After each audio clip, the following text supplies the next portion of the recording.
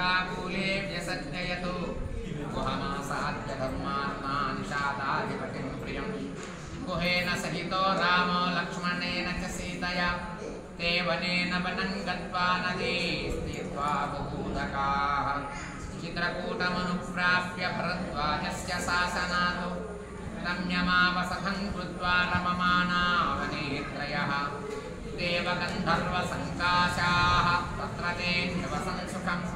चित्रकूटं गते रामे पुत्रशोकातुरस्तदा राजा दशरथः स्वर्गं जगाम विलपं सुतं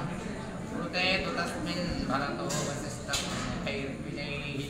नियुज्यमानो राज्याय नैश्चन्द्राज्यं महाबलः स जगामवनं वीरो रामपादप्रसादकः गत्वा तु स महात्मानं रामं सत्यपराक्रमम्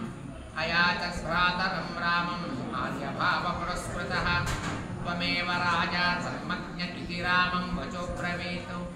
रामोऽपि परमोदारः सुमुखस्तु महायशाः ननैश्चित् विदुरादेशात् राज्यं रामो महाबलः मारुतेजास्य राज्याय न्यासं दत्त्वा पुनः पुनः निवर्तयामास ततो भरतं भरतग्रजः स काममनवाप्येव रामपादामुपस्पृशन्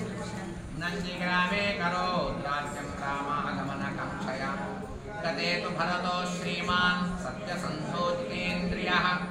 रामस्तु पुनरालक्ष्यानागरस्य जनस्य च तत्रागमनमेकाग्रो दण्डकान् प्रविवेशः प्रविश्यतु महारण्यं रामो राजीवलोचनः विराधं राक्षसं हत्वा शरभङ्गं ददर्शः सुतीक्ष्णं चाप्यगस्त्यं च अगस्त्य भ्रातरं तथा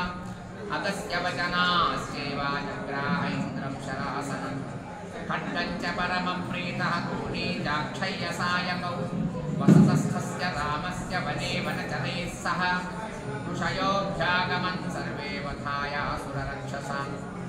स तेषां प्रतिशुश्रावा राक्षसानां तथा वने प्रतिज्ञातस्य रामेण अवधः संयतिरक्षसां ऋषीणामग्निकल्पानां दण्डकारण्यवासिनां तेन तत्रैव वसता जनस्थाननिवासिनी विरूपिता शूर्पणखा राक्षसी कामरूपिणी ततः शूर्पणखा वाक्यात् दुःखुक्तां सर्वराक्षसान् हरन् त्रिशिरसं चैव भूषणं चैव राक्षसम् निजघानरणे रामः तेषां चैव पदानुगान् वने तस्मिन् निवसता जनस्थाननिवासिनां रक्षसां निहतान्यासं सहस्राणि 14 ततो ज्ञातिवधं श्रुत्वा रावणः क्रोधमूर्छितः सहायं वरयामासामारीचं नाम राक्षसं पाल्यमानस्तु बहुशो मारीचेन स रावणः न विरोधो बलवतां क्षमो रावणतेन ते अनादृत्य तु तद्वाक्यं रावणः कालचोदितः जगाम सह मारीचः तस्याश्रमपदं तदा तेन मायाविना दूरं अपवाक्य नृपात्मजौ जहार भार्यां रामस्य क्रुद्धं हत्वा जटायुषं क्रुद्धं च निहतं दृष्ट्वा हतं श्रुत्वा च मैथिली राघवः शोकसन्तप्तो विललापाकुलेन्द्रियः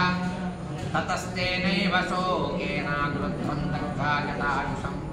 मार्गमानो वने सीतां राक्षसं सन्ददर्शः कबन्धं नाम रूपेण विवृतं घोरदर्शनं तं निहत्य महाबाहुः दहदाह स्वर्गतश्च सः स चास्य कथयामासा शबरीं धर्मचारिणीं श्रमणीं धर्मनिपुणाम् अभिगच्छेति राघव सोऽभ्यगच्छन् महातेजा शबरीं शत्रुसूदनः शबर्या पूजितः सम्यक् रामो दशरथात्मजः पंपातीरे हनुमता संगतो वानरेणः हनुमज्जनास्तेव सुग्रीवेण समागतः सुग्रीवाय च तत्सर्वं शंशद्रामो महाबलः आदितस्तद्यथा वृत्तं सीतायाश्च विशेषतः सुग्रीवस्यापि तत्सर्वं श्रुत्वा रामस्य वानरः चकार सख्यं रामेण प्रीतस्तेवाग्निसाक्षिकं ततो वानरराजेन वैरानुकथनं प्रति रामायावेदितं सर्वं प्रणयातु प्रतिज्ञातं च रामेण तदा वालिवधं प्रति वालिनस्य बलं तत्रा कथयामास वानरः सुग्रीवशङ्कितश्चासीत् नित्यं वीर्येण राघवे राघवप्रत्ययार्थं तु दुन्दुभेर्कायमुत्तमं दर्शयामास सुग्रीवो महापर्वतसन्निभम् उत्स्मयित्वा महाबाहुः प्रेक्ष्य चास्ति महाबलः पादाङ्कुशेन चिक्षेप सम्पूर्णं दशयोजनं विभेद च पुलस्सालां सप्तैकेन महेशुना गिरिं दशातलं चैव जनयन् प्रत्ययं तदा ततः प्रीतमनास्तेनाविस्तस्तस्य महाकविः किष्किन्धां रामसहितो जगाम च गुहां तदा ततो गद्यद्धरिवरः सुग्रीवो हेमपिङ्गलः तेन नादेन महता जगाम हरीश्वरः अनुमान्य तदा तारां सुग्रीवेण समागतः निजगान च तत्रैनं शरेणेन राघवः ततः सुग्रीववचनात् हत्वा वालिनमाहवे सुग्रीवमेव तत्रार्थे राघवः प्रत्यपादयतु स च सर्वान् समानीय वानरान् वानरर्षभः दिशः प्रस्थापयामासात्रिंशज्जनकत्मजां